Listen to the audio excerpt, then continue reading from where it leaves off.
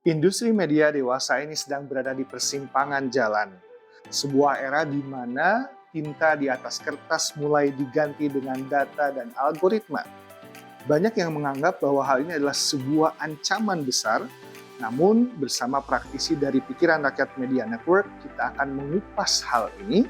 Kita akan mempelajari bahwa apabila disikapi dengan baik, ini menjadi sebuah potensi untuk kita bisa mengembangkan kemampuan jurnalisme yang memberikan dampak yang bernilai dan positif bagi masyarakat luas.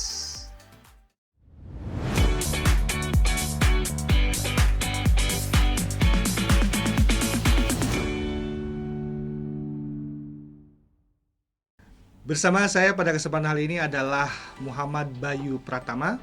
Beliau adalah redaktur pelaksana dari Pikiran Rakyat Media Network. Kita akan menggali banyak hal seputaran bagaimana industri media saat ini menyikapi perubahan yang terjadi dari media cetak ke media digital. Baik, Kang Bayu, apa kabar? Baik Pak, alhamdulillah. Saya panggil Kang Bayu ya, supaya jauh lebih akrab. Siap. Walaupun saya sebenarnya dari Jawa Pak. Oh, dari Jawa? Biasanya Berarti harusnya panggilan Mas Bayu ya. Oke, Mas Bayu. Kira-kira lebih enak mana nih, Mas atau Akang Bayu? Supaya familiar Mas Bayu. Mas Bayu. Baik, Mas Bayu. Ini saya itu adalah generasi yang cukup familiar dengan koran PR kalau zaman dulu. Sekarang kan kita perhatikan PR itu banyak mengalami perubahan, apalagi di masa sekarang ini dengan disrupsi digital yang sangat cepat sekali. Tentunya koran PR yang dulunya cetak sekarang pindah ke media network pasti memiliki visi dan misi untuk menyesuaikan dengan kondisi yang terjadi. Kira-kira kalau dijelaskan dulu nih sebagai pembuka kepada kawan-kawan podcast kita, seperti apa sih visi dan misi Pikiran Rakyat Media Network sekarang ini, Kang? Oke. Terima kasih buat teman-teman dari Fakultas Bahasa ya Pak. Fakultas ya? Bahasa, betul. Pendidikan Bahasa dan Sastra. Pendidikan Bahasa dan Sastra Universitas Pendidikan Indonesia. Saya Bayu dari perwakilan redaksi ya Pak ya di Pikiran Rakyat Media Network. Dan memang kalau berbicara Pikiran Rakyat di hari ini usianya sudah 60 tahun Pak. Sudah 60 tahun koran Pikiran Rakyat yang memang tercatat gitu ya. Ketika sejak perubahan peristiwa Bandung Lautan Api sampai dengan hari ini, dan Pikiran Rakyat tetap berusaha untuk eksis gitu. Salah satu media daerah yang ada di daerah yang alhamdulillah tetap bertahan sampai dengan hari ini, walaupun banyak juga gitu ya beberapa teman-teman di daerah yang berusaha untuk tetap agile, menyesuaikan zaman, adaptif terhadap zaman, dan alhamdulillah Pikiran Rakyat termasuk salah satunya. Dan koran Pikiran Rakyat masih terbit dari hari Senin sampai dengan Sabtu, dan pembacanya pun masih juga cukup banyak eksemplar untuk penjualannya juga. Jadi di hari ini koran berubah menjadi sebuah informasi yang lebih dalam Pak. Dengan adanya media digital, Pikiran Rakyat mencoba menempatkan positioning masing-masing medianya di website ataupun online dan juga media sosial. Digital itu punya peran untuk mempengaruhi kecepatan dan juga ketepatan. Jadi kami berusaha untuk mengupdate detik per detik gitu ya, kejadian per kejadian. Lalu juga dibantu oleh teman-teman dari radio di PRFM. Kami bertugas untuk bagaimana berita itu sampai secara real time. Di koran di hari ini, koran itu menjadi sebuah pendalaman informasi dari apa yang terjadi dan peristiwa yang terjadi sehari-hari sebelumnya. Dan yang selalu kami tekankan di koran itu adalah bagaimana bisa menyajikan sebuah informasi yang berisi why dan how. Karena koran itu bagi sebagian pembaca masih dipandang sebagai kira-kira ketika ada suatu masalah nih gitu ya, apa solusinya? Dan solusi itu yang hendak disampaikan oleh redaksi dari koran Pikiran Rakyat, bahwa setiap ada masalah tuh pasti ada jawabannya gitu ya. Dan di hari ini koran mencoba menjawab itu dan agar tetap relevan, tidak tertinggal dengan digital, tapi juga punya satu tempat tersendiri di hati pembacanya juga gitu. Dan kolaborasi antara koran, media sosial dan juga radio di kami itu punya kesinambungan dan positioningnya masing-masing gitu ya. Secara lokal, secara wilayah edar, secara bagaimana kami memperkuat koran juga di media sosial. Di hari ini teman-teman Gen Z itu banyak juga apa yang nanya ke kami, cara langganan koran tuh gimana sih gitu ya. Kalau misalkan dilihat sekarang mungkin di lampu-lampu merah kayaknya udah jarang banget pelopor ya. Walaupun saya lihat masih ada beberapa juga yang memang masih setiap pagi datang ke Cikapundung sini Pak, karena biasanya di situ kami biasa mengedarkan koran itu masih banyak juga. Jadi pusatnya di Bandung, sekarang di Cikapundung masih di situ. Masih di situ. kalau boleh cerita juga ya Pak, memang koran itu dengan usia yang cukup lama, selain memang nilai kredibilitasnya tetap terjaga sampai dengan hari ini, kedekatan emosional dengan pembacanya. Gitu. Saya tertarik dengan poin tadi Kang Bayu, bahwa koran tetap dijaga yang cetak. Sebetulnya adakah gap dari sisi misalkan kan detik per detik berita itu terus-terusan diupdate gitu ya? Apakah ada gap yang cukup besar antara yang dicetak dengan yang digital muncul secara online nih, Mas Bayu? Jadi di hari ini wartawan ataupun jurnalis tuh diminta untuk bisa multi-platform Pak. Tulisan yang dibuat itu bisa ditayangkan di website dan juga di koran. Lalu mereka pun juga melakukan rekaman ya, recording, baik itu secara visual maupun juga baik itu video maupun juga audio. Dan di hari ini ibaratnya jurnalis itu sebagai seorang multitasking person gitu ya, sehingga dengan penguasaan pemberitaan, bahasa dan lain-lain. Dan yang menarik adalah koran itu berusaha untuk tetap relevan dengan pemberitaan yang memang terjadi di hari kemarin gitu ya. Misalkan kita contoh hari ini gitu ya Pak ya.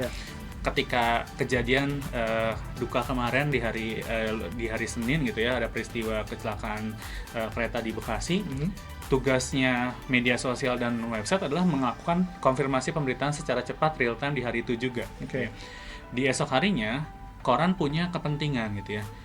Gimana caranya supaya kejadian ini tidak terulang lagi gitu ya. Makanya yang headline yang mereka sampaikan, teman-teman koran sampaikan adalah perbaikan 1.800 perlintasan sebidang. Harapannya supaya orang itu jadi notice gitu ya, masyarakat notice bahwa tidak boleh ada yang menguasai lahan publik gitu ya. Dan juga dan juga pemerintah pun dan juga mungkin BUMN juga harusnya bergerak untuk menyelamatkan itu gitu. Itu sasarannya seperti itu. Jadi kritik publik, pendalaman informasi, dan juga menjelaskan bagaimana sih why dan how-nya itu adanya di koran. Dan koran tetap berusaha untuk relevan. Selain tadi gitu ya, bahwa memang ada kedekatan emosional. Jadi gap yang mungkin terbangun secara publish date gitu ya, mungkin itu ada, tapi secara pendalaman informasi di hari ini koran pun tetap berusaha untuk relevan dengan apa yang memang ditayangkan di website, di media sosial, yang memang itu mengedepankan real time informasi gitu ya Pak. Salah satu kedekatan emosional ini yang berusaha untuk tetap dibangun oleh koran, tetap relevan dengan pembaca-pembacanya, mau untuk baca kembali halaman fisik gitu ya, itu tuh banyak juga Pak. Salah satunya misalkan ketika kami boleh cerita ketika peluncuran pemain Persib Bandung. Persib Bandung, Dulu kalau misalkan Persib main tuh informasi pertama pasti dari pikiran rakyat. Muncul di halaman depan gitu ya.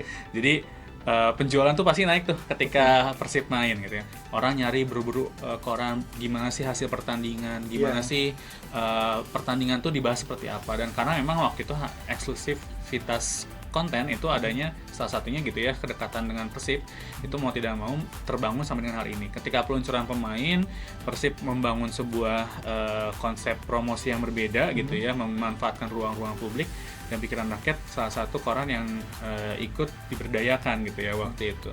Dan yang mungkin exemplar per harinya mungkin hanya 1000-an gitu ya Pak, ketika di hari peluncuran itu naik mungkin sebesar 5-10 kali lipat gitu ya. Artinya orang mau membeli itu karena memang ada kebutuhan, dan eksklusivitas konten itu dijaga hari ini di koran. Kami berusaha ketika memang informasi itu perlu diketahui publik, biasanya kita akan share dulu di media sosial. Jadi media sosial itu amplifikasi konten gitu ya, yang harapannya itu bisa sampai kepada publik juga gitu ya. Sama-sama jadi mereka bisa baca gratis nih gitu ya. Kalau mau baca lebih dalam ya mereka beli ataupun mungkin langganan e-paper. Sehingga gap relevansinya nggak terlalu jauh dengan apa yang memang berkembang di digital. Saya ingin menggarisbawahi tadi masalah kedalaman informasi ya. Kata kunci why and how itu boleh tidak kalau saya simpulkanlah sebagai bagaimana mengambil lesson learn dari sebuah potongan berita itu selalu ada yang bisa digali lebih ya Kang ya. Jadi nilainya jadi lebih bagus lagi gitu, lebih bagus lagi dan juga orang tuh jadi punya alasan kenapa saya harus membaca koran. Jadi buat kawan-kawan nih para mahasiswa terutama, kita belajar menulis itu tidak hanya ada tugas kemudian harus dipenuhi, tapi juga belajar kalau si jurnalisme PR adalah bagaimana memunculkan value lebih dengan memperdalam sisi how dan why-nya ya, Kang Bayu. Saya ingin berpindah kepada masalah mindset nih Kang. Kan mungkin banyak kawan-kawan generasi muda yang ingin juga menjadi profesional di bidang industri media ini. Kemudian sebetulnya untuk di zaman sekarang itu perubahan mindset seperti apa yang perlu dilakukan agar tidak sekedar misalkan seolah-olah hanya memindahkan tulisan ke web saja secara online. Mengapa saat ini misalkan apakah pemahaman algoritma itu penting daripada sekedar mahir menulis saja nih, Mas Bayu?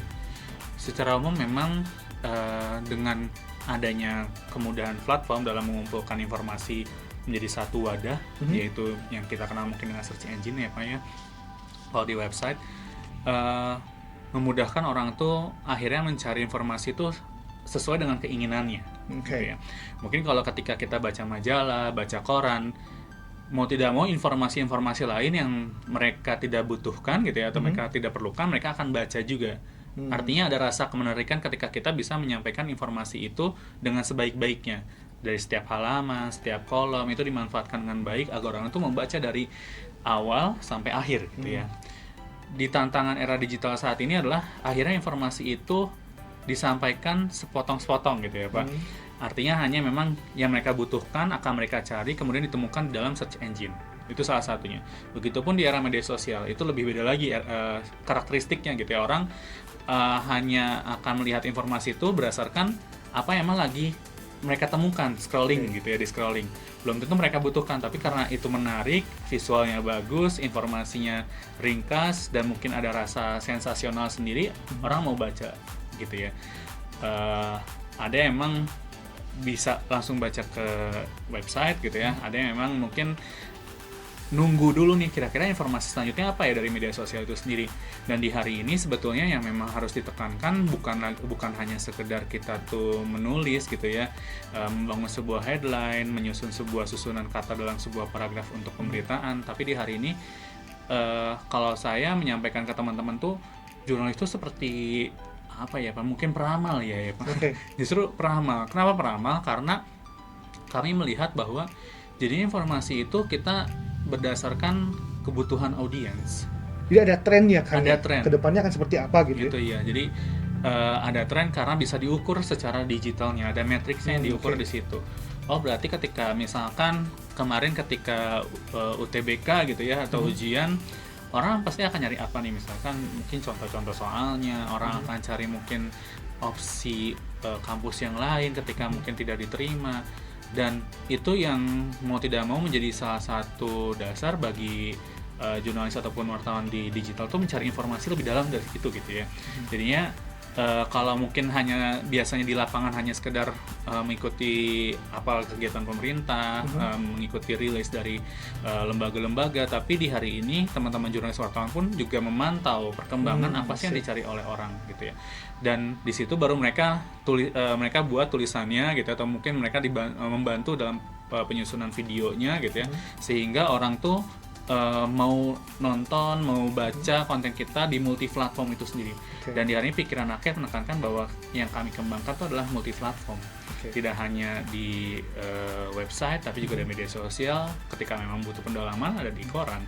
Ketika butuh lagi nyantai jalan dalam bentuk audio ada radio gitu ya. Dan di multi platform ini kita bangun agar pikiran rakyat tetap relevan dengan pembaca. Jadi tadi yang ingin saya jadikan pelajaran adalah tidak mengalir saja ya berita yang ada di sekeliling kita ini, tapi juga memprediksi nih. Betul. Kira-kira tren ini sekarang lagi ngebahas apa, kedepannya seperti apa, itu juga harus dijadikan semacam kemampuan ya Kang ya. Selebihnya sih mungkin sama ya Pak ya. Bagaimana tingkat critical thinking seorang, terus pendalaman ketika ada apa ya, mungkin sebuah lembaga ataupun orang menyampaikan suatu hal, ya kita tetap harus mencari dan menelusuri itu gitu ya. Cuma memang tantangannya adalah di hari ini bukan hanya dari jurnalisnya sih, tapi mungkin dari narasumbernya atau dari lembaganya yang merasa bahwa karena eranya di sini harus membangun persona branding gitu ya, harus bagus karena mungkin jalannya masih panjang, jadinya terkadang ketika ada hal-hal yang dirasa kurang baik, sensitif, itu diminta untuk tidak disampaikan. Itu mungkin jadi tantangan tersendiri bagi jurnalisnya ya, karena di era media sosial ini tidak hanya jurnalisnya yang melakukan perubahan, ternyata narasumbernya, subjek yang menyampaikan pesannya juga ingin terbranding dengan berita-berita ataupun coverage visual yang dibangun oleh teman-teman jurnalis. Itu salah satu yang mungkin jadi tantangan juga sih Pak. Gitu. Makanya harus bisa cari-cari celahnya gitu kira-kira supaya kita bisa tetap menyampaikan secara fakta jurnalistik tapi juga tetap membangun hubungan baik gitu ya dengan mungkin narasumber terkait. Ya, beralih ke pertanyaan selanjutnya nih, Mas Bayu. Kan sekarang itu informasi itu ada di mana-mana, orang-orang mengupload berbagai konten gitu ya istilahnya, kayak tsunami informasi ini. Apa sebenarnya yang menjadi nilai jual sebuah berita nih dari sudut pandang pikiran rakyat sekarang ini, dan juga katakanlah buat mahasiswa, anak-anak muda yang ingin menjadi jurnalis nantinya, skill spesifik apa yang dimiliki agar posisi mereka nih Kang, Mas Bayu ini tidak tergeser oleh AI atau oleh akun-akun agregator ya, yang suka clipping dari sana dari sini, tidak mengumpulkan berita tapi tiba-tiba punya konten saja gitu, seperti itu kan. Ya mungkin secara umum apa yang dipelajari oleh teman-teman juga mungkin relate dengan hari ini ya Pak ya. Pasti kita belajar tentang data, belajar tentang sebuah kata, bahkan terkadang tuh informasi itu datang justru dari status WhatsApp Pak. Jadi siapapun jadinya bisa jadi mungkin bukan jurnalis ya, sebagai penyampai informasi, gitu ya. Data di mana-mana, mungkin informasi di mana-mana. Kita lagi mandi juga bisa dapat informasi, kita lagi makan dapat informasi, kita kan lagi makan bisa menyampaikan informasi gitu ya. Kita foto, kita video kan sebenarnya informasi ya Pak.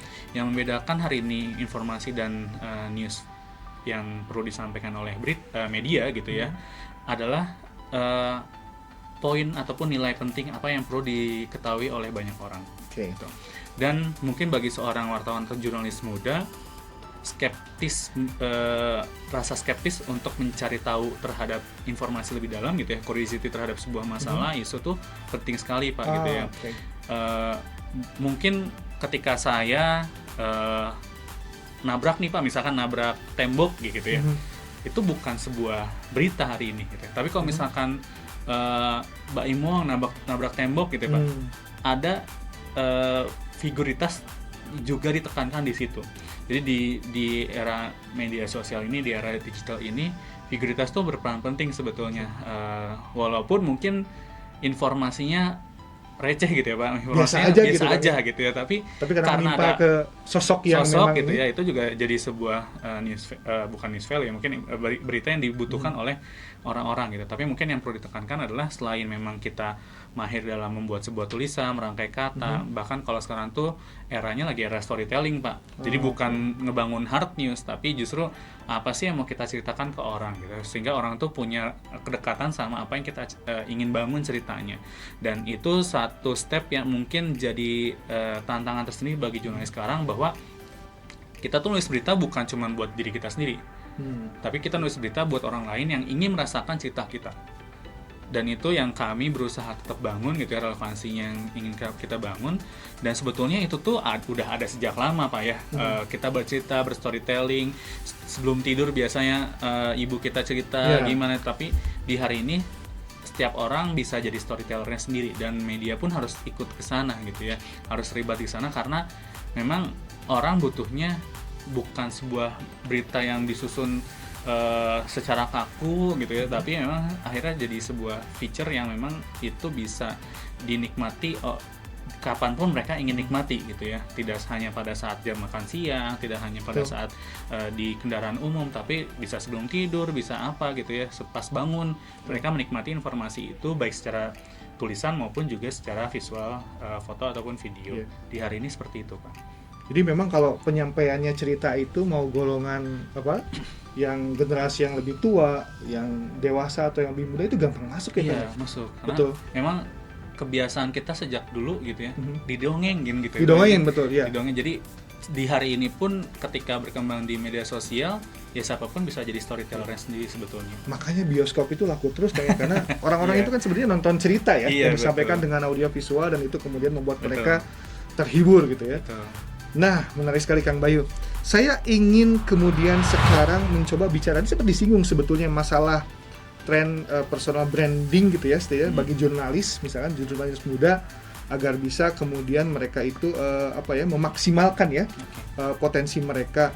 Nah kan di industri media mungkin suka ada satu atau dua orang gitu ya yang kemudian muncul gitu ya dan menjadi influencer, Nah, ini fenomena munculnya para jurnalis muda yang memiliki personal branding yang kuat untuk media itu sebetulnya apakah sebuah ancaman atau bukan sih? Oke. Jangan sampai misalnya institusi kalah oleh individu nih, Individu, Mas betul. Bayu. Iya. Bagaimana ini melihatnya? Kalau di hari ini ya siapapun tadi ya Pak bisa menjadi penyampai informasi sendiri sebetulnya. Oke. Baik lewat tangannya untuk menyampaikan kata-kata di status media sosial gitu ya. Terus mungkin dengan VOV keseharian mereka di manapun itu gitu ya Pak. Media tidak lagi bersaing dengan sesama media. Tapi media bersaing secara sehat ya Pak, berkompetisi secara sehat dengan mungkin influencer tadi. Kenapa? Karena gimana caranya informasi itu yang benar-benar news value, sesuai dengan fakta, sesuai dengan kaidah jurnalistik, itu tidak kalah cara menyampaikannya dengan apa yang dilakukan oleh influencer. Gitu. Di hari ini di digital kami menekankan sekali tentang visual. Foto tuh harus benar-benar oke lah, apalagi kan sekarang gadgetnya mendukung ya Pak, nggak mesti kamera yang profesional, tapi juga gadget mungkin 5 jutaan itu udah bisa mengcover visual yang menarik, baik itu untuk foto maupun video itu sendiri. Dan bagaimana personal branding ini sendiri sebetulnya sudah ada sejak era TV ya Pak. Era TV ketika mungkin stasiun-stasiun TV yang memiliki berita yang menampilkan mereka yang bercerita gitu ya. Mereka menyampaikan announcernya ataupun anchornya yang bercerita tentang apa sih ada berita hari ini gitu ya. Dan di hari ini sebenarnya meniru itu Pak. Anchor ini gimana caranya bisa direplikasi jadi reporter. Makanya kalau sekarang reporter TV itu pada beralih semua ke media sosial Pak, di digital. Jadi biasanya mungkin kolaborasi akun dengan si reporter ataupun anchor, menyampaikan sesuatu tayangnya di anchor ataupun reporter, kemudian pelan-pelan terbangun personal brandingnya gitu ya. Kalau di pikiran rakyat memang kita sedang belajar juga gitu ya, bagaimana sih penyampai pesan ini, teman-teman yang mungkin relevan dengan apa yang konteks hari ini gitu ya, itu coba kami bangun juga gitu ya. Teman-teman reporter mau tidak mau harus in frame, yang tadinya out frame sekarang mungkin dicoba untuk in frame. Harus berani ya kan? Harus berani. Muncul juga. Betul. Walaupun memang kita tidak memaksa karena kita punya banyak platform, jadinya ya penting kita lihat dan menilai bahwa kira-kira informasi yang disampaikan tuh benar-benar dibutuhkan nggak sih, benar-benar punya rasa kemenarikan nggak sih, dan news value yang disampaikan tuh sesuai atau tidak di situ. Tapi di hari ini sebenarnya personal branding itu penting. Kalau dulu mungkin bentuknya penempatan desk di banyak sektor ya Pak, mungkin ada yang di ekonomi, ada yang di olahraga, memang harus biasanya sih cocoknya orang yang memang di bidangnya. Tapi di hari ini ketika siapapun bisa jadi siapapun gitu ya, ya background jurusan tuh sebetulnya nggak terlalu dibutuhkan. Walaupun ya di media ya, di industri media, background jurusan tuh tidak terlalu dibutuhkan. Tapi ketika kita punya background itu lebih cepat dan lebih bisa kita memahami industrinya lebih mudah gitu ya. Kalau misalkan contoh orang misalkan ekonomi, mungkin yang jurusan ekonomi syariah dan lain-lain itu akan lebih cepat memahami bagaimana tekstual apa sih yang berkembang di hari ini seperti apa gitu. Jadi mengupas kontennya jauh lebih dinamis, lebih enak gitu ya. Iya betul. Dan itu yang memang akhirnya memperkuat juga sisi personal brandingnya gitu. Apalagi kalau misalkan mau tampil in frame, artinya di satu sisi mungkin bagi teman-teman yang jurnalis muda kan udah biasa nih Pak, make upan tiap hari gitu ya, kecap gitu ya. Ya jadinya tidak hanya sekedar tampil sebagai tampil secara fisik, tapi juga kita punya brand sharing ke teman-teman tuh biasa jadi lebih kuat gitu ya. Jadi kita punya inner beauty dan outer beauty-nya lebih kuat sebetulnya. Itu yang mungkin terjadi di hari ini. Dan kalau misalnya tanya ini peluang atau tantangan, sebetulnya jadi peluang ya bagi pikiran rakyat sendiri, bahwa sebetulnya dengan kedekatan dengan pembacanya kita ingin berinteraksi langsung.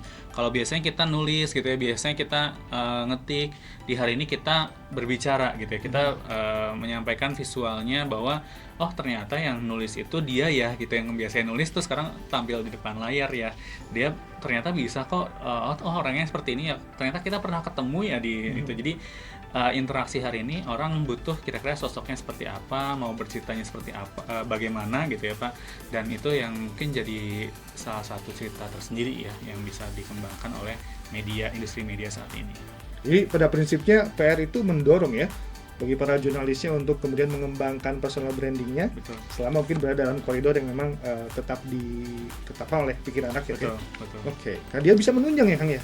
Justru menunjang. Jadi menunjang untuk ini. Mungkin di luar industri medianya dia juga bisa mengembangkan yang lain, bisa lebih dekat sama komunitasnya, bisa dia juga ya mungkin kan sekarang eranya affiliate ya Pak ya, affiliate mungkin juga bisa langsung direct selling ke orangnya, dan itu sebuah fenomena yang kita tidak bisa paksakan gitu ya, tapi itu akan mengalir dengan sendirinya dan kita support aja. Harus kalau misalkan tampil in frame gitu ya, berarti kita harus belajar seperti di TV gitu ya, mau tidak mau yang tadinya jurnalis ketik gitu ya, bisa juga tampil loh sebagai reporter layaknya di TV kayak gitu. Ini saya juga punya beberapa mahasiswa nih Mas Bayu, followersnya ada yang puluhan ribu, padahal di kelasnya biasa-biasa aja. Ini punya kekhasan, punya branding tersendiri. Itu bisa menjadi sebuah poin plus sebetulnya kalau dia kembangkan dengan lebih profesional. Betul. Baik, kali ini saya ingin mencoba menyisir tentang sisi kewartawanan nih. Kang Bayu juga, Mas Bayu juga seorang wartawan yang sudah cukup senior di sini. Kalau ditanya misalkan mengenai kriteria mutlak nih yang membuat sebuah berita itu layak terbit, sekarang dipublish online nih, mungkin Mas Bayu, dalam kata lain berkualitas, bukan sekadar menjadi noise gitu ya, di lingkungan digital sekarang ini. Seperti apa sih kriterianya kalau dari pikiran rakyat sendiri? Biasanya yang kami tekankan tuh pemberitaan yang kami buat sebisa mungkin berdampak ya Pak, berpengaruh bagi orang lain. Itu kata kuncinya, berdampak dulu. Berdampak dulu sebetulnya. Karena kalau misalkan kita ikut yang viral, memang mau tidak mau harus ikut ya Pak. Kalau misalkan tidak ikut yang viral, kita tertinggal dengan tren tadi. Tapi yang membedakan antara pikiran rakyat dengan yang lain adalah kita berusaha untuk membuat dampak. Itu yang dibangun oleh redaksi ya Pak. Kerja-kerja redaksi itu memang di situ gitu ya. Bagaimana pemberitaan yang kami buat itu punya pengaruh terhadap mungkin kelompok yang termarginalkan, ada kelompok tertentu yang mungkin tidak bisa menyampaikan pesan. Kalau di media sosial tidak berani, tidak didengar, banyak fenomena buzzer langsung diserang gitu ya Pak. Bagaimana peran media pikiran rakyat yang sudah lama mengedepankan prinsip singkir tengah, kita mencoba menaungi banyak pihak gitu ya.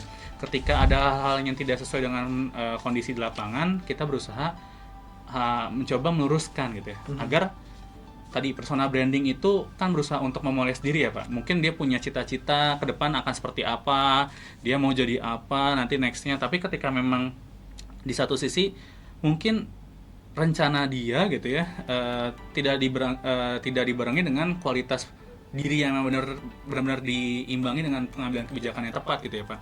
Nah di hari ini ya teman-teman di pikiranrakyat.com gitu ya, di koran juga ditekankan bagaimana pemberitaan tersebut tidak hanya sekedar rilis gitu ya Pak, tidak hanya sekedar agenda pemerintah, tapi bagaimana berpengaruh, tetap berimbang, tapi yang mungkin bisa dipertimbangkan adalah bagaimana berpengaruh.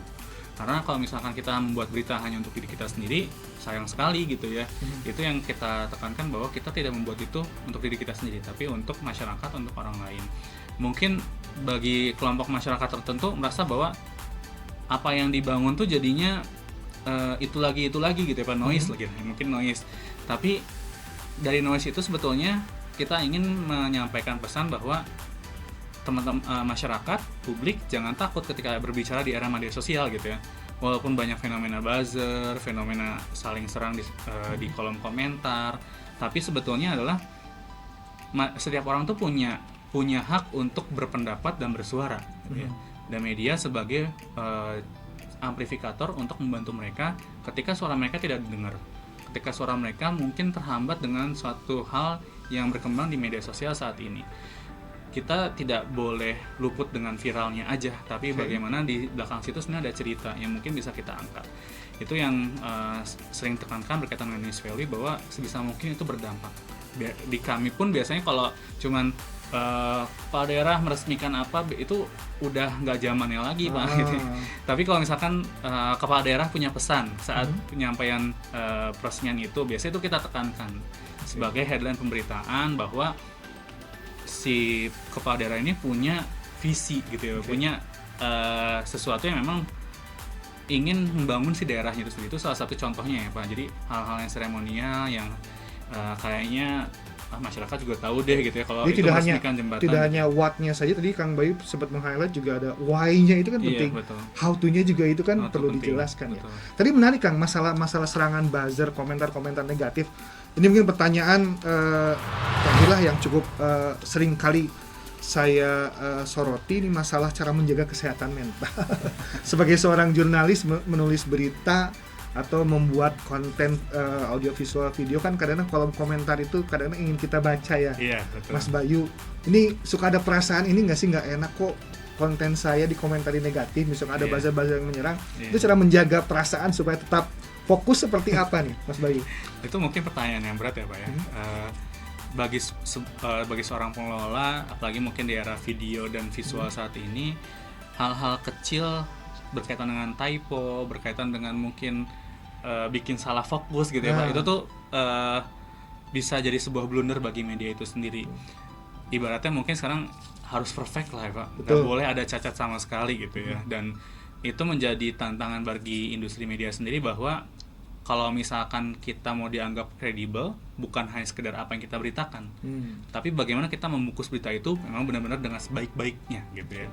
Kalau ditanya dengan kesehatan mental, memang jurnalis itu pekerjaan yang paling mungkin bisa dibilang stres ya Pak ya. Di lapangan ketemu korban, ketemu mungkin kejadian-kejadian, itu kan udah satu stres tersendiri gitu ya Pak.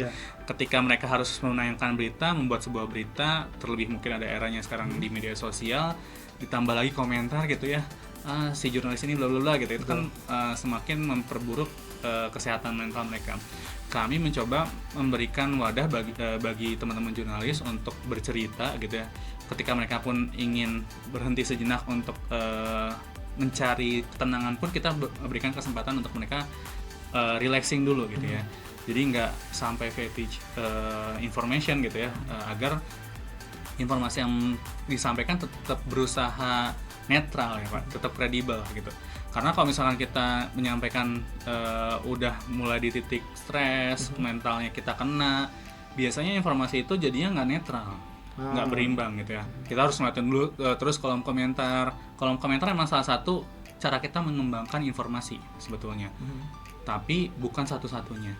Kita tetap berusaha untuk menjaga keberimbangan, menjaga stress health itu sendiri memang benar-benar terjaga, agar si informasi ini tidak berat sebelah ke A atau ke B gitu ya. Kita tetap menjaga nilai visi tadi gitu ya, bahwa bagaimana bisa berdampak dan berpengaruh ke yang lain. Cara lainnya ya memang mungkin jadinya paling mudahnya memang harus relaxing sih Pak. Kalau mau udah benar-benar puncak gitu ya, kemarin juga teman-teman yang liputan di di Bekasi Pak, itu kita kasih istirahat dulu. Pasti mereka melihat korban, mereka mungkin juga harus lari sana sini mengejar narasumber. Di satu sisi yang lain ada informasi yang beredar di media sosial yang mungkin bagi mereka melihat tahu fakta di lapangan seperti apa, dan berbeda dengan media sosial tuh jadi satu stres tersendiri Pak. Jadi biasa kita kasih relaxing, silakan kalau misalkan memang mereka mau istirahat dulu silakan gitu ya, mereka mau cerita juga silakan. Dan memang itu jadi peran penting bagi mungkin human research ya Pak di sebuah perusahaan industri media. Mungkin harus kerjasama sama psikolog dan lain-lain. Itu jadi salah satu bagian penting yang memang jurnalis itu salah satu pekerjaan dengan tingkat stres mental paling tinggi ya gitu ya. Cukup tinggi lah, bukan paling tinggi, tapi ya alhamdulillahnya itu kita coba jaga agar pemberitaan itu bisa tetap berimbang sih, harapannya sih seperti itu. Jadi intinya jangan gampang baper, karena memang netizen di luar sana itu barbar ya. Iya, baik bisa kita jadi terkenal bukan dengan manusia Pak. Bisa jadi mungkin sebuah kelompok yang itu kita juga nggak tahu bagaimana. Itu yang biasa kita berkembang di digital tuh mungkin istilahnya media monitoring ya Pak. Jadi kita lihat juga bagaimana mungkin komentar itu sebenarnya bisa kita lihat orang tuh dia orang atau bukan. Terus kemudian ini sebuah gerakan atau mungkin memang komentar hanya ceplosan individu saja gitu ya. Gitu, Pak. itu bisa kita lihat sebetulnya di era digital ini sendiri. Jadi jangan terlalu dibawa baper karena semua itu bisa dilihat dengan data sebetulnya, dengan insight yang bisa diberikan oleh teman-teman di belakang layar. Oke, terakhir nih Mas Bayu, pikiran rakyat kan telah bertahan melampaui zaman ini, dekade yang berbeda atau era yang berbeda katakanlah.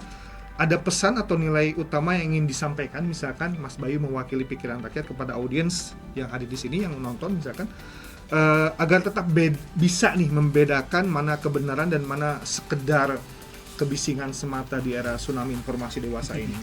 Memang di era sekarang, sekarang mungkin kurang lebih sekitar 55% tuh pencarian informasi tuh di media sosial, khususnya mungkin TikTok ya. Di platform TikTok itu bahkan di tahun lalu menjadi sebuah gerakan ya, pada lahirnya mungkin ada demonstrasi besar dan lain-lain.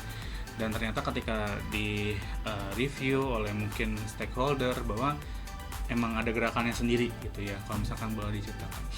Dan bagaimana ketika kita berusaha untuk bijak di tengah tsunami informasi ini sendiri, sebetulnya pegangan teguhnya adalah kita berusaha untuk mencari informasi itu dari sumber-sumber yang sebisa mungkin kredibel gitu ya, minimal kembali kepada kepakaran. Jadi followers yang banyak tidak menjamin bahwa itu sebetulnya kredibel ya? Betul, Mas Bayu. Oke. Kalau saya boleh bilang iya. Ketika era media sosial ini banyak yang bilang adalah era di mana matinya kepakaran. Siapapun bisa jadi pakar, siapapun bisa diundang di media, siapapun bisa tampil di media gitu, di TV lah gitu misalkan. Dan penting bagi masyarakat, bagi teman-teman mahasiswa punya standar gitu ya. Kalau emang standarnya adalah public figure ya nggak masalah gitu ya. Mungkin itu emang karena kontennya bagus, mungkin secara visual menarik dan lain-lain, gagasannya juga oke. Itu bisa jadikan patokan. Di sisi lain mungkin ada pekerjaan-pekerjaan lain termasuk di industri media, bahwa media itu pasti berusaha untuk mengedepankan faktualnya, terutama beratnya media yang terverifikasi di Dewan Pers kan harus benar-benar menjaga kode etiknya ya Pak ya. Kalau kita salah sedikit aja itu pasti akan masuk dalam permasalahan sengketa di Dewan Pers. Kita benar-benar dijaga oleh Dewan Pers.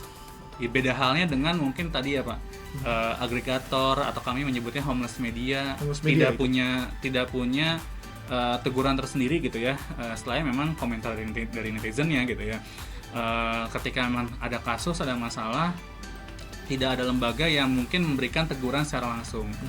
Dan itu yang membedakan antara media dan homeless media, sehingga media itu punya sebuah standar tersendiri gitu ya dalam proses-proses jurnalistiknya, kerja-kerja jurnalistik, sehingga itu salah satu standar untuk menjaga kredibilitas sebetulnya gitu ya. Selain memang silahkan teman-teman mungkin punya patokan influencer gitu ya, atau mungkin tokoh yang bisa dibilang itu sesuai dengan minat teman-teman gitu ya, bisa kredibel menurut teman-teman. Itu mungkin salah satu cara juga untuk agar menjaga dari derasnya arus informasi di era sekarang sebenarnya. Itu salah satu cara paling aman lah gitu ya. Cara lainnya sebetulnya ya kita bisa lihat kok polanya gitu ya. Kalau polanya sama-sama gitu ya, dan memang ada yang berbicara, bukan opini, tidak sensasional, tidak bombastis, itu biasanya informasi yang aman gitu ya. Jadi ada sebuah informasi umum yang berulang, ada yang berbicara, yaitu salah satu cara kita untuk memastikan bahwa informasi itu benar gitu. Selebihnya kalau misalkan akunnya aja nggak jelas gitu ya, si personilnya aja nggak jelas, kalau dilihat mungkin kalau diklik profilnya kok nol posting, nol following, itu salah satu cara kita membedakan mana yang memang benar-benar personal gitu ya, yang mana memang benar-benar bukan personal. Itu biasanya kita tekankan, dan teman-teman di jurnalis di PR pun tidak boleh mengambil dari sosok yang memang nggak punya background. Kredibilitasnya harus jelas gitu. Kita berusaha di era matinya kepakaran ini sendiri, kita berusaha agar pakar itu pelan-pelan harus muncul. Betul. Nanti ketika teman-teman udah mulai jenuh gitu ya, masyarakat udah mulai jenuh dengan pemberitaan yang banyak hoaxnya, banyak doxingnya, banyak yang mungkin negatifnya, pakar tuh pelan-pelan naik lagi Pak. Dan itu yang kita dan itu adalah cara peran media untuk mengangkat itu, menjaga kredibilitasnya dengan cara menjaga narasumber yang memang benar-benar kredibel. Saya pikir harapan kita bersama, institusi pendidikan maupun juga media ya Mas Bayu ya, kepakaran ini muncul lagi sehingga kualitas berita, kualitas konten itu bisa mempengaruhi, memberikan dampak yang positif ya. Betul. Bagi para audiens. Betul. Mas Bayu, terima kasih banyak sudah Sama-sama, mau Pak berbagi dengan Rizky. kami. Tentunya ini targetnya para mahasiswa yang ingin mempelajari lebih banyak tentang industri media. Apa yang disampaikan, jawaban-jawaban terhadap pertanyaan-pertanyaan kami mudah-mudahan bisa menjadi hal yang sangat bernilai bagi mereka yang membantu menonton. ya, Pak. Baik, terima kasih. Kita ketemu lagi nanti dengan kawan-kawan yang juga punya pengalaman magang di Pikiran Rakyat ini. Jadi Pikiran Rakyat ini memiliki concern yang sangat tinggi juga untuk pengembangan kemampuan komunikasi dan juga dalam bidang jurnalisme terhadap mahasiswa-mahasiswa yang ingin belajar lebih banyak. Kita akan kembali dengan sesi berikutnya bersama para mahasiswa yang melaksanakan magang di Pikiran Rakyat Media Network.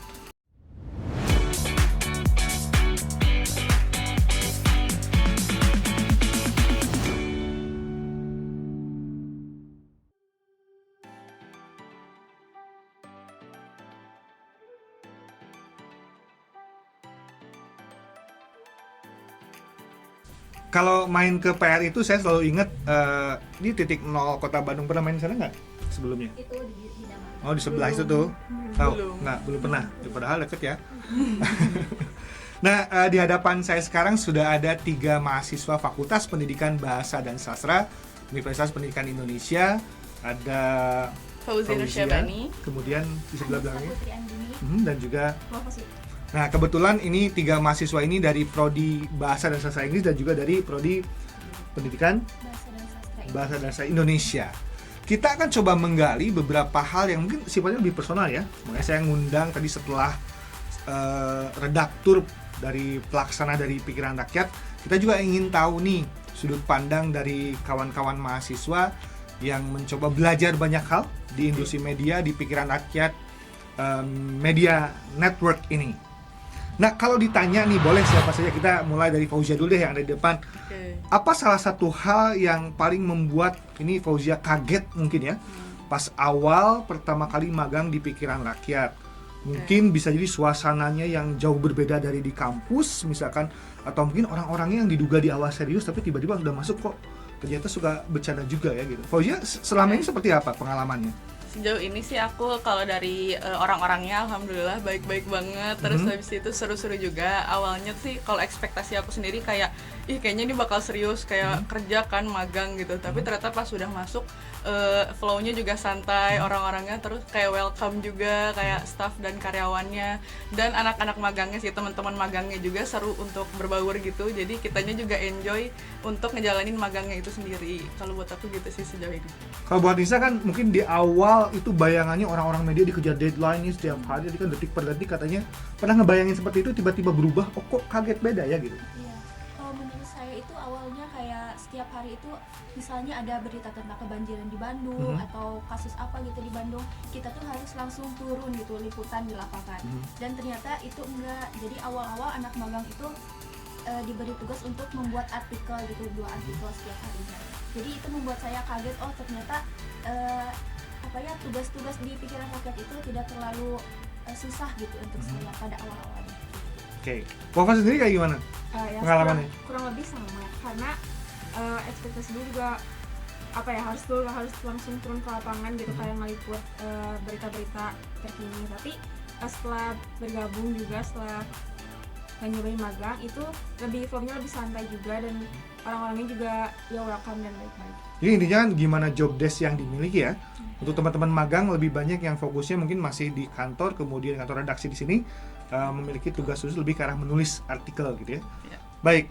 Nah, mungkin dari sekian banyak tugas yang dilaksanakan selama magang, ada nggak sih ini satu tugas katakanlah yang menurut kalian semua itu paling menguras energi dan pikiran katakanlah ya? Apakah tugas itu terasa sangat sulit dibandingkan dengan tugas yang lainnya? Ada nggak kayak gitu? Kita mulai dari Wafa deh. Tadi yang terakhir jawab. Mungkin kalau dari aku yang flow-nya itu lebih serius juga dari biasa-biasanya itu ada dari waktu itu Pikiran Rakyat itu kedatangan ke kedutaan besar dari Kanada. Nah itu aku harus ngenotu juga dan itu kan meetingnya cukup serius gitu, orang-orangnya juga orang-orang tinggi gitu. Bahasa Inggris berarti pengantarnya? Iya. Dubes Kanadanya ngomongnya bahasa Inggris, jadi kayak jadi saya tuh harus lebih Pay attention gitu. Iya, harus teliti banget gitu biar nggak ada yang diomonginnya tuh nggak ada yang miss gitu. Pay attention karena bahasanya bahasa Inggris, takut nanti pemahaman kita salah gitu. Jadi kemudian harus betul-betul fokus dan itu terasa cukup melelahkan gitu ya. Oke, kalau Anissa?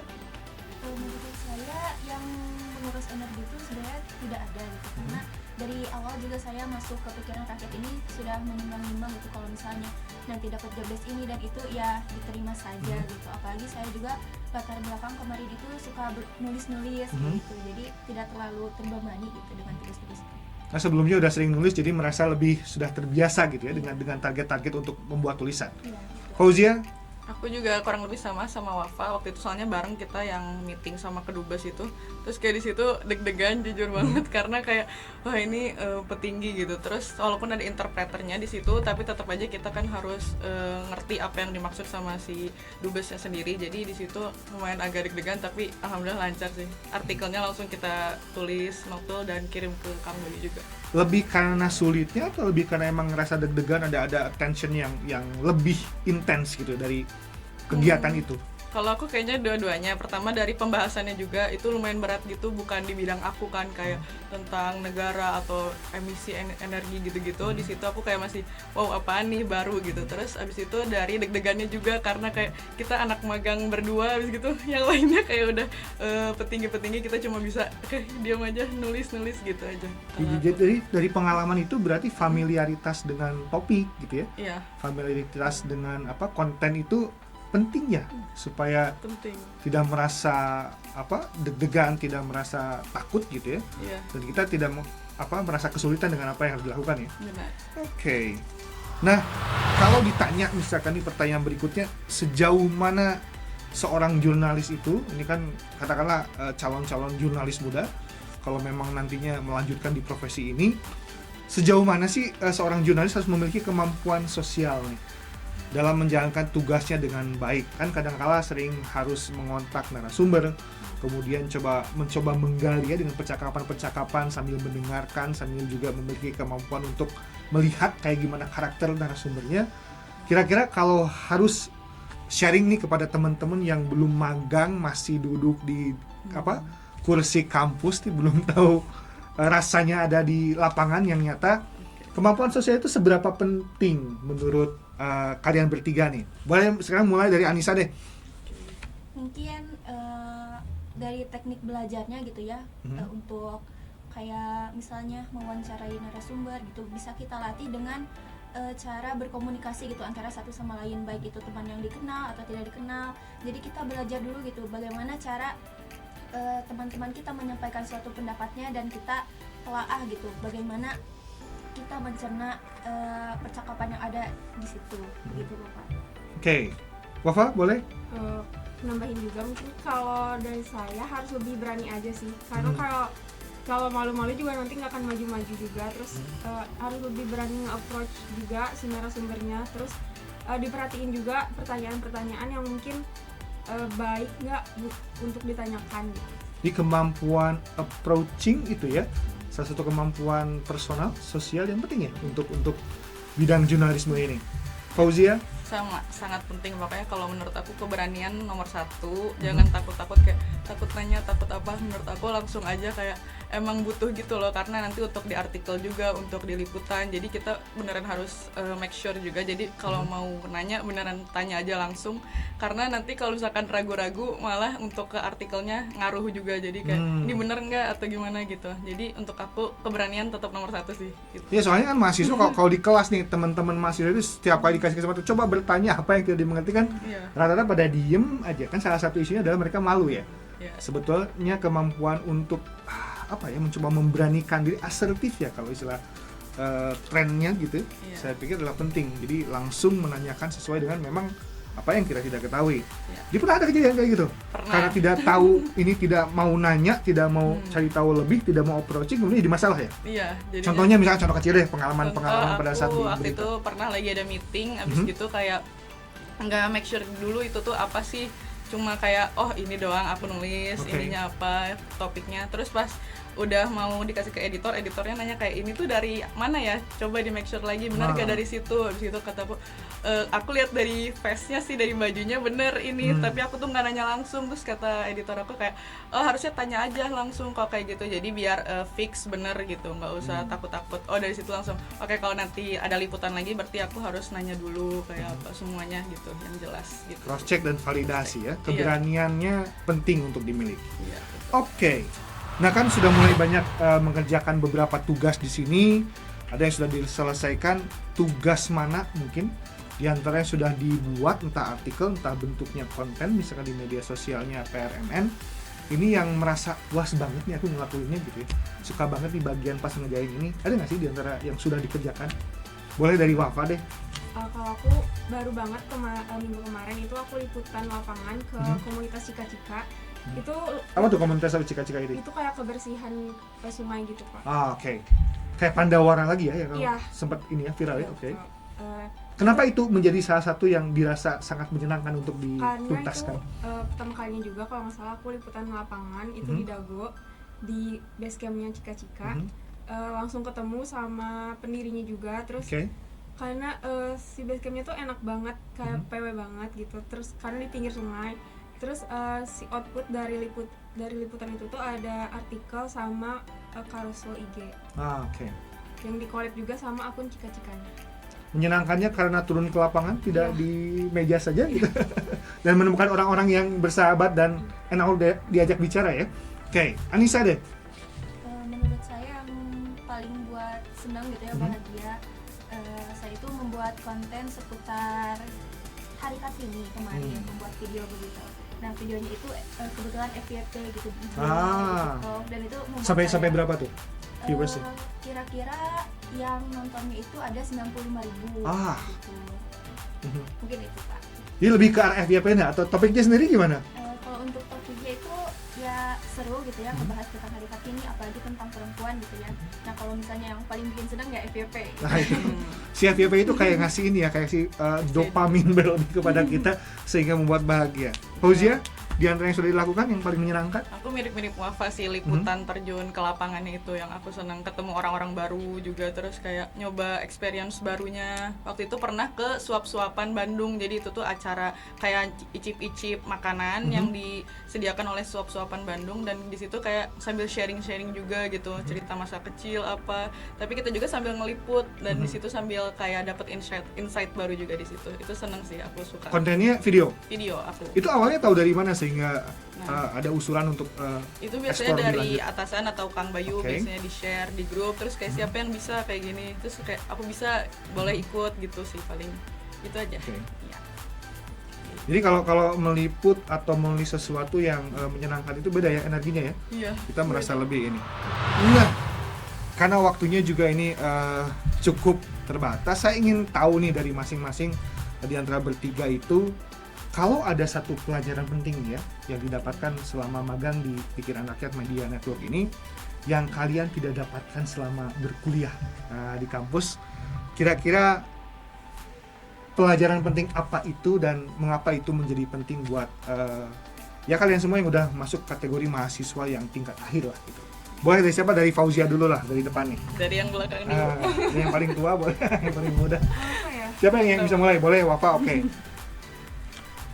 Mungkin cara approach narasumber kayak Cara approach narasumber. Kenapa ini menjadi penting? sama bikin pertanyaan yang apa ya, kayak kita harus memilah-milah juga pertanyaan yang ini boleh nggak sih gitu ditanyakan. Takutnya kan apa ya, kurang sesuai juga atau membuat narasumber tuh nggak nyaman dengan pertanyaan itu. Jadi cara approach dan juga cara memilih pertanyaan. Emang itu dipelajari di kuliah selama ini? Approach mahasiswa kah, approach dosen kah, kan juga kadang-kadang itu memang tidak eksplisit ya diajarkan ya, tapi istilahnya itu seringkali kita alami di kelas dalam pergaulan kampus, tapi terasa banget pada saat sudah mulai magang di sini ya. Itu buat Wafa. Oke, Anissa atau Fauzia dulu nih?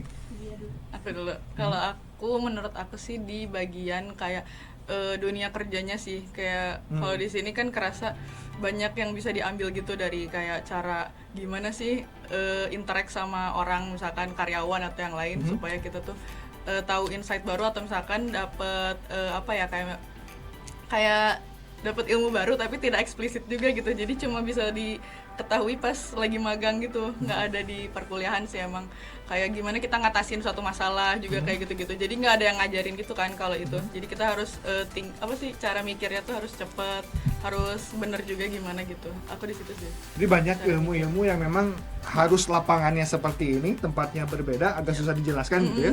Dan baik ya terkait dengan problem solving yang tidak muncul misalkan dalam interaksi di kampus ya. Iya. Oke. Anissa. Kalau menurut saya mirip kayak Wafa, jadi kayak kita tuh harus menghadapi narasumber tuh kayak gimana gitu, karena narasumber tuh kadang ada yang sifatnya galak gitu atau gimana, jadi ke kitanya juga harus sabar gitu, pelan-pelan satu-satu pertanyaannya diluruskan. Kesabaran dalam mengatur itunya ya. Iya. Oke, kalau misalkan terakhir deh sekarang ditanyakan apa sih yang perlu dibekali oleh kampus misalkan untuk bisa menjembatani ini antara dunia kampus dengan dunia spesifik sekarang kan di media industri yang sifatnya konten keilmuan, dan juga yang kedua mungkin sifatnya berupa soft skill ya, yang kira-kira dirasa penting. Ini pertanyaan agak-agak dadakan follow up dari apa yang sudah disampaikan sebelumnya. Secara konten dulu deh, kira-kira yang bakal berguna nih untuk kita bisa terjun secara lebih misalkan leluasa di dunia industri media ini. Kalau aku mungkin dari aku dulu ya, dari aku mungkin kayak dikasih ini sih tantangan gitu, jadi si anak tuh kayak dikasih target gitu untuk konten berapa dan gimananya, karena kalau nggak dikasih tantangan gitu biasanya males-malesan kan. Jadi kalau menurut aku boleh dikasih challenge, untuk dikasih deadline, ini konten ini berapa konten untuk beberapa hari gitu. Terus kalau untuk kayak jurnalistik yang lebih dalam lagi mungkin bisa kayak disediain studio podcast juga, jadi si anak diajar untuk public speaking atau misalkan interact dengan penonton dan lain-lain gitu sih kalau menurut aku. Oke, Anissa dulu deh. Ya kalau menurut saya mirip ya kayak Gia, jadi mungkin fasilitasnya gitu bisa kayak di ruang podcast atau mungkin radio juga kan yang kayak gitu. Kalau ruang podcast misalkan kan podcast itu ada kalanya solo, ada kalanya duo, misalkan mengundang ini lebih yang mana ya yang lebih, tadi kan disebutkan oleh 2 orang nih. Lebih yang untuk solo saya ngomong sendiri di hadapan kamera kemudian menyampaikan konten, atau saya menjadi host kemudian mengundang orang untuk ditugaskan mahasiswa, lebih yang mana cocoknya kira-kira? Gimana ya? Gimana? Kan kalau harus ngundang sendiri kan susah ya, maksudnya kita nggak tahu juga nih konten orang ini bagus apa enggak gitu.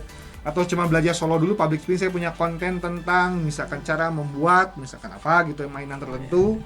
Misalkan lebih kemana? Lebih ke solo atau lebih ke yang duo menginterview orang nih yang lebih penting untuk dikuasai menurut ini berdua, kayak tadi disebutkan nih sama 2 orang nih sebelum ke Wafa ya. Oke.